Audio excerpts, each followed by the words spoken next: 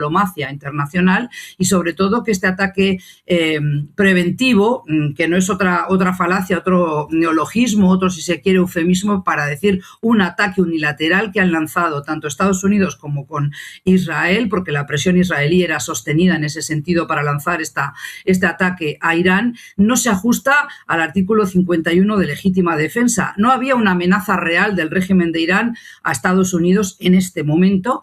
Eso lo ha destacado incluso el gobierno de Australia, que le ha sorprendido este ataque porque no había esa amenaza. Y por otro lado también, pues erosiona el artículo 2.4, ¿no?, de la Carta de Naciones Unidas, justamente de que, no se puede atacar a otro país, no se puede hacer este uso de la fuerza, incluso invocando una legítima defensa, porque no hay un casus belli. Y es lo que tenemos que recordar, que por más que nos caiga muy antipático y sea odioso el régimen que gobierna en Irán, tampoco podemos hacer valer el uso de la fuerza y normalizar que haya este tipo de ataques preventivos, que parece ser la máxima a la que se recurre por parte de Estados Unidos después del 11S, cada vez que inicia una guerra, por ejemplo, contra los que considera enemigos en Oriente Medio.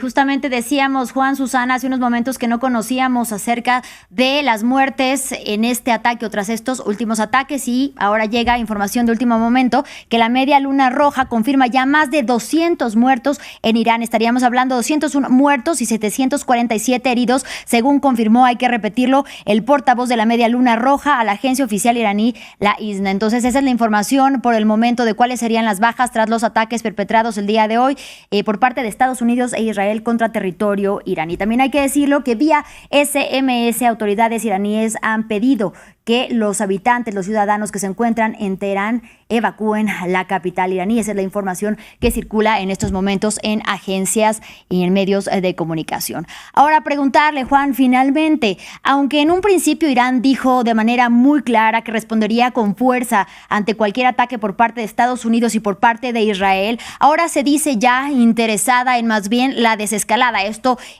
previas horas después de los ataques. ¿Eso respondería de alguna manera, según su análisis, a la propia conciencia de Irán de la incapacidad para poder responder a la potencia mundial, Estados Unidos, y a Israel también?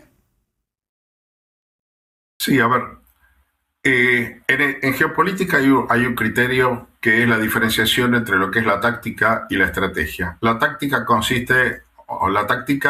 trata de ganar una batalla, la estrategia trata de ganar una guerra. Entonces, en esta guerra que se va a plantear más en los medios que en otro lado, por otra parte, como usted recién indicó, 200 muertos para el nivel de ataque que hubo más misiles que muertos, muchos más misiles que muertos, lo cual muestra un relativamente bajo impacto y probablemente una baja voluntad por parte de Estados Unidos y de Israel de cazar esas bajas. Es decir, era claro, hasta ahora por lo menos parece ser más un acto simbólico, marcar la cancha, como quien diría, pero en realidad no es un ataque, una guerra en plena regla. También es cierto que desde la Segunda Guerra Mundial nadie declara guerra ya. La guerra es ilegal, cualquiera que declara la guerra es por definición agresor, con lo cual utilizamos eufemismos como de operaciones especiales, como de la guerra preventiva y cosas por el estilo. Pero la realidad es que yo no veo ninguna salida razonable en este momento. Me parece que nos quedamos sin lo simbólico. La postura de Irán es: vamos a dejar perder esta batalla, pero vamos a ganar la guerra. De hecho, a los efectos de la propaganda interna, el régimen de Irán vendió la guerra de los 12 días como un triunfo propio. Y ahora probablemente haga lo mismo. Dice, después de todo este esfuerzo de ataque que hicieron, van a venir a negociar con nosotros, de nuevo, como lo han hecho después de la guerra de los 12 días. Entonces, este es un poco el juego en el que están involucrados, porque además saben que Estados Unidos no va a sostener ni puede sostener tantas guerras simultáneamente en este momento, porque son muchos los frentes que ha abierto, ¿no? Bien, Juan Bellicó, te agradezco muchísimo por el análisis y por haber estado con nosotros. Gracias. Presente el día de hoy en France 24 y hasta la próxima. Me quedo entonces platicando y analizando este tema con Susana. Profesora, preguntarle, usted justamente hablaba de una violación casi flagrante de la diplomacia, pero también del derecho internacional. ¿Qué decir acerca de que ni el propio Congreso de Estados Unidos autorizó que Estados Unidos llevara a cabo este ataque? Y eso, de alguna manera, ¿cómo podría generar ruido y rechazo en la propia sociedad norteamericana de cara a unas elecciones de medio término este mismo año en las que se juega gran parte de su gobierno Trump por las cámaras, por la mayoría en el Congreso, en el Senado y en la Cámara de Representantes? Bueno, Elena, ahí yo no soy demasiado positiva. Quiero decir que Estados Unidos es un país y una sociedad que están acostumbrados a mirarse mucho en el ombligo. Los medios de comunicación siempre muestran una retórica belicista, pero además hoy Trump ha tenido especial cuidado en enumerar la larga lista de ataques de Irán, donde han fallecido ciudadanos y militares estadounidenses, como justificando este ataque de por qué ha habido en otras ocasiones ataques o agresiones de Irán hacia los intereses estadounidenses y justificando así lo que él llama en su terminología una guerra preventiva, ¿verdad? Pero ya hemos escuchado del experto Juan Belicó que decía es una forma de justificar una guerra, que siempre las guerras son ilegales, ¿no? Entonces habrá que ver qué ocurre, si esto es un golpe de gracia al régimen de Irán y él le ha pedido a la sociedad iraní que resiste que salgan a tomar por la fuerza el poder político, como diciendo esto no lo vamos a hacer nosotros por ustedes, tienen ustedes que ir a tomar el poder político, pero claro, una cosa es hablar desde la comodidad de Washington o desde la tranquilidad de que no te vas a ver perjudicado ni arrestado, ni de que tus hijos van a ir a la cárcel o van a ser condenados a morir, a ejecutados, como ha habido jóvenes y sigue habiendo ejecutados por este régimen en Irán, y otra cosa es realmente entrar con las botas militares de Estados Unidos al terreno, cosa que no parece probable a estas alturas. Entonces, yo creo que Trump, es bastante poco previsible, pero yo creo que seguramente sean golpes que se den unos y otros. Irán ha retaliado atacando bases militares de Estados Unidos en el Golfo Pérsico, por eso los países vecinos también piden calmar las aguas, piden desescalar, porque no quieren verse arrastrados en esta guerra regional. Pero el problema es qué hemos hecho realmente en pos de los derechos humanos y del pueblo iraní, no solo por las mujeres, que muchas veces hablamos de la revolución de las mujeres a partir de Mujer, Vida y Libertad y la muerte de la joven Mahsa Jina Amini. ¿Qué estamos haciendo por las mujeres en Afganistán y las niñas? Eso demuestra, Elena, una vez más, la hipocresía de Occidente. Por eso yo le recuerdo a la audiencia que no nos dejemos arrastrar por este discurso simplista infantil de Trump y de otros líderes mundiales que dicen buenos y malos. A mí me desagrada muchísimo el régimen de Irán, pero no por ello voy a comulgar con lo que está haciendo Estados Unidos de imponer su fuerza, y también de Israel, que quiere reconfigurar y rediseñar los mapas de Oriente Medio claramente. Tú decías y le preguntabas a Juan si puede retaliar Hezbollah.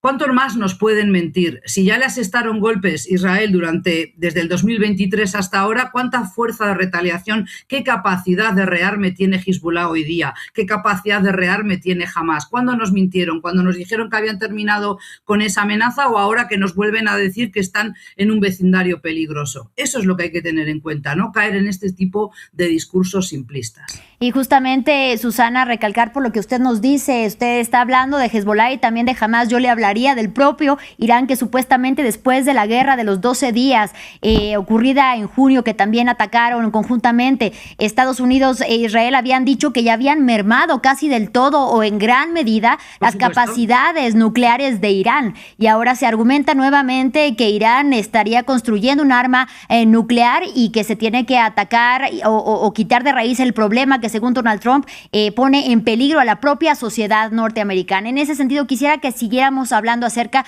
de la sociedad civil iraní, porque usted bien lo menciona, son finalmente ellos a los que se les llama a reaccionar desde la comunidad de Washington, cuando son ellos los que salieron a las calles a protestar por las condiciones económicas, pero también por las graves violaciones a los derechos humanos, y fueron ellos los que fueron masacrados por la represión de la policía de la moral, pero también pues del ejército de la República Islámica durante estas protestas. ¿Qué les queda? Si no es precisamente la caída del régimen de los ayatolá y tampoco el Shah, ¿qué le queda al pueblo iraní en momentos en los que su territorio está siendo atacado? Lo que pasa es que hay ciudadanos en Irán para todos. Hablamos de un país muy populoso, 77 millones, 80 millones de almas, y en Teherán hoy, donde se les pide evacuar hasta por las autoridades iraníes, estamos hablando de que el área metropolitana debe tener ya entre 14 y 17 millones de habitantes. ¿Cómo van a evacuar todos sus hogares? ¿A dónde van a ir? No queremos ver esas largas colas de exiliados forzosos, ¿no? Desplazados forzosos por este conflicto, que además es un conflicto interesado, que ahora se lanza esta agresión desde Estados Unidos e Israel cuando no había un motivo alarmante. Si vamos a decir que Irán amenaza la paz mundial, en estos momentos también la están amenazando Estados Unidos e Israel.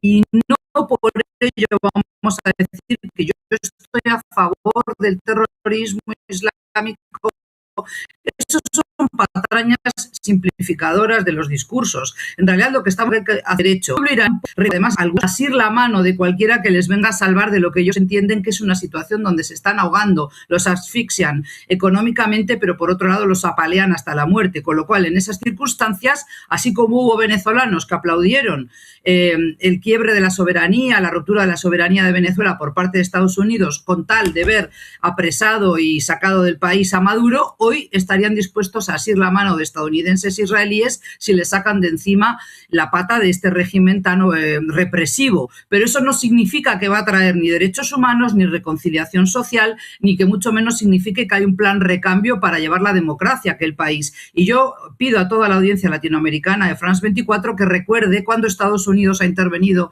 en América Latina para llevar la paz o para llevar el desarrollo. No. Entonces, esta administración de Trump, que sigue haciendo prevalecer los intereses de Estados Unidos antes que intereses de ningún otro país, incluso de los aliados europeos, a los que ningunea y a los que desconoce, no es el camino para establecer un orden internacional basado en reglas y en derecho internacional, que es lo que protege a países grandes y pequeños. Si acabamos de destruir eso, normalizando que se imponga la fuerza para establecer el orden en el mundo y la seguridad, entonces estamos perdidos y condenados, Elena. Susana, hay que recordar que este último jueves, o más bien este jueves, fue la última ronda de negociaciones en Ginebra entre un equipo de Estados Unidos y un equipo de Irán. En ese sentido, ¿podríamos en los siguientes días, la próxima semana, verlos nuevamente sentados a la mesa tras esta ronda de ataques? Eso suponiendo o analizando que podría ya no haber más a futuro, por lo menos en el corto plazo.